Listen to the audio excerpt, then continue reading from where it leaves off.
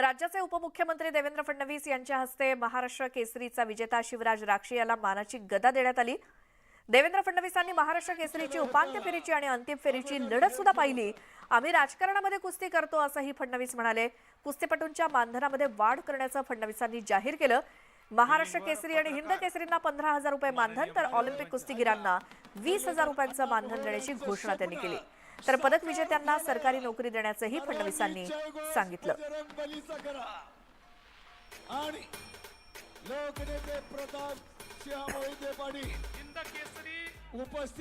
महाराष्ट्र केसरी रुस्तमे हिंद यांना केवळ 4,000 रुपये मानधन आपण देतो, ते आता 15,000 रुपये मानधन हे देण्याचा निर्णय आज या ठिकाणी आपण घोषित करूया।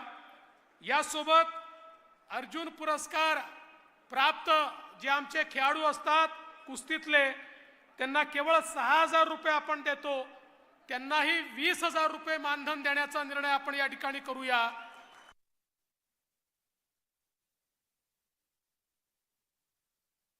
हिंद केसरी महाराष्ट्र केसरी रुस्तमे हिंद यांना केवळ 4,000 रुपये मानधन आपण देतो, ते आता 15,000 रुपये मानधन हे देण्याचा निर्णय आज या ठिकाणी आपण घोषित करूया।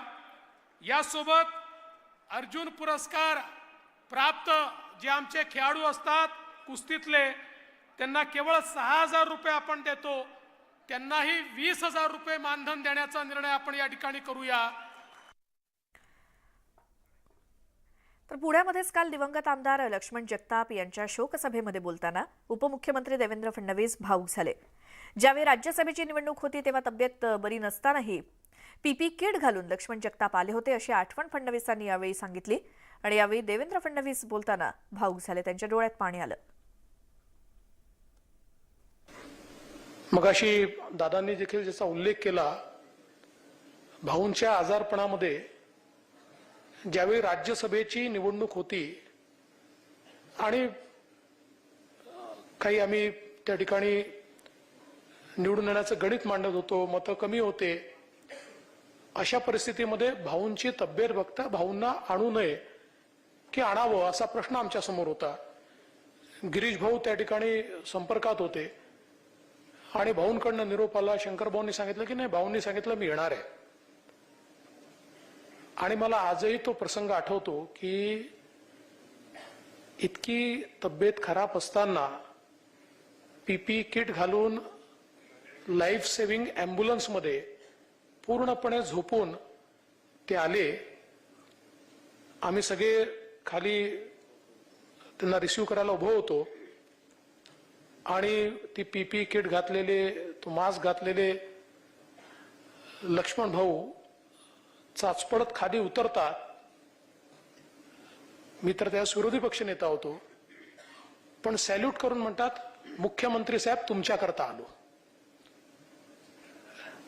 अतिशय आजही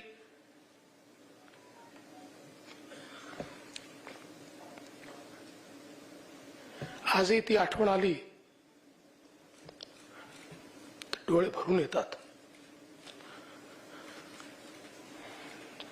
हे जे काही प्रेम, हा जो काही निर्धार, त्याच्यानंतर विधान परिषदेच्या वेळी तर मी निरोप दिला की गरज नाही, नका येऊ भाऊ, विधान परिषद काही महत्वाची नाही आहे, आपण एखादी जिंकलो हारलो काही होत नाही। शंकर भाऊला पटवलं आम्ही। नंतर फोन आला, म्हणाले नाही भाऊ ऐकायला तयार नाहीत। भाऊ म्हणतात काय झालं तरी मी येणार।